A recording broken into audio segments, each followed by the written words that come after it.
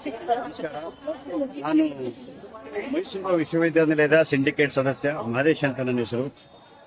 ಈ ದಿನ ಮೈಸೂರಿನ ನಂಜರಾಜ್ ಬೌದ್ಧೂರ್ ಛತ್ರದ ಆವರಣದಲ್ಲಿ ಮೈಸೂರಿನ ಕನ್ನೇಗೌಡನಕೊಪ್ಪಲಿನ ಯಶೋಧ ಕೃಷ್ಣ ಚಾರಿಟಬಲ್ ಟ್ರಸ್ಟ್ ಇವರ ಒಂದು ಆಶ್ರಯದಲ್ಲಿ ಚಾಮರಾಜ ವಿಧಾನಸಭಾ ಕ್ಷೇತ್ರದ ಸನ್ಮಾನ್ಯ ಶಾಸಕರಾದ ಕೆ ಹರೀಶ್ ಗೌಡ್ರವರ ನೇತೃತ್ವದಲ್ಲಿ ಚಂಡಿಕಾ ಮಹಾಯಾಗವನ್ನ ಏರ್ಪಡಿಸಲಾಗಿದೆ. ಈ ಒಂದು ಕಾರ್ಯಕ್ರಮಕ್ಕೆ ಈಗಾಗಲೇ ಸಾವಿರಾರು ಮಹಿಳೆಯರು ಆಗಮಿಸಿ ತಮ್ಮ ಸೀಟ್ಗಳಲ್ಲಿ ಕೂತ್ಕೊಂಡಿದ್ದಾರೆ. ಇನ್ನು ಕೆಲವೇ ನಿಮಿಷಗಳಲ್ಲಿ ಕಾರ್ಯಕ್ರಮ ಶುರುವಾಗುತ್ತೆ. ಚಂಡಿಕಾಯಾಮ ಈಗ ಶುರು ಆದರೆ 11:30-12 ಗಂಟೆಗೆ ಪೂರ್ಣಾಹುತಿ ಆಗುತ್ತೆ. ನಿನ್ನೆ ಪಾರಾಯಣ ಮುಗಿದಿದೆ. ಸಪ್ತಸತಿ ದುರ್ಗಾ ಪಾರಾಯಣ ನಿನ್ನೆ ರಾತ್ರಿ ತುಂಬಾ ಸಕ್ಸಸ್ಫುಲ್ ಆಗಿ ನಡೆದಿದೆ. ಈಗ ಚಂಡಿಕಾ ಮಹಾಯಾಗ ನಡೆಯುತ್ತೆ. ನಾನು ಮುಂಚೆನೆ ಹೇಳಿದಂತೆ 11:30-12 ಗಂಟೆಗೆ ಪೂರ್ಣಾಹುತಿ ಆದಮೇಲೆ ಪ್ರಸಾದ ವಿನಿಯೋಗ ಇರುತ್ತೆ.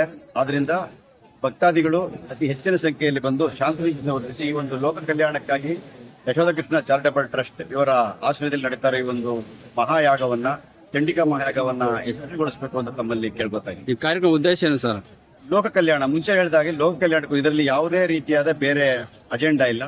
ಲೋಕ ಕಲ್ಯಾಣಕ್ಕಾಗಿ ನಮ್ಮ ರಾಜ್ಯ ಲೋಕ ಕಲ್ಯಾಣ ಯಾವ ತರ ಹೇಳ್ತೀರಾ ಸರ್? ಯಾಕೆ ರಾಜಕೀಯವಾಗಿ ಅಂತ ಲೋಕ ಕಲ್ಯಾಣ ಅಂತಂದ್ರೆ ಮಳೆ ಬೆಳೆ ಆಗಿ ದೇಶ ಸಮೃದ್ಧಿ ಆಗಲಿ, ರಾಜ್ಯ ಸಮೃದ್ಧಿ ಆಗಲಿ ಅನ್ನೋ ಏಕೈಕ ಕಾರಣದಿಂದ ಎಲ್ಲರೂ ಸಮೃದ್ಧಿಯಿಂದ ಸಂತೋಷದಿಂದ ಬಾಳಬೇಕು,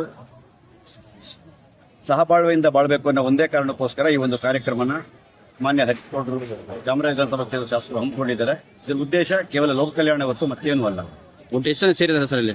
ಈಗ ರಾತ್ರಿ ಸುಮಾರು 1,000ಗಿಂತ ಜಾಸ್ತಿ ಜನ ಸೇರಿದ್ರು. ಈಗ ನಾವು ಒಂದು 3,000-4,000 ಜನ ಮಿನಿಮಮ್ ಎಕ್ಸ್ಪೆಕ್ಟ್ ಮಾಡ್ತಾ ಇದ್ದೀವಿ. ಈಗ ಆಲ್ರೆಡಿ ಸಾವಿರಾರು ಜನ ನೀವು ನೋಡ್ತಾ ಇರೋ ರೀತಿ ಹೆಂಗಸರು ಬಂದು ಅವರ ಸೀಟ್ಗಳಲ್ಲಿ ಆಸೀನರಾಗಿದ್ದಾರೆ. ಸೊ ಅತ್ಯಂತ ಸುಲಲಿತವಾಗಿ ಒಂದು ಕಾರ್ಯಕ್ರಮ ನಡೆಯುತ್ತೆ ಅನ್ನೋ ನಂಬಿಕೆ ಇದೆ. ಸೊ ಹಾಗಾಗಿ ದೇವಿ ಕೃಪೆಗೆ ಎಲ್ಲರೂ ಪಾತ್ರರಾಗಲಿ, ಆ ದೇವಿಗೆ ಆಶೀರ್ವಾದ ಎಲ್ಲರೂ ಇರಲಿ ಅನ್ನೋ ಉದ್ದೇಶದಿಂದ ಈ ಒಂದು ಕಾರ್ಯಕ್ರಮ ಹಮ್ಮಿಕೊಳ್ಳಲಾಗಿದೆ.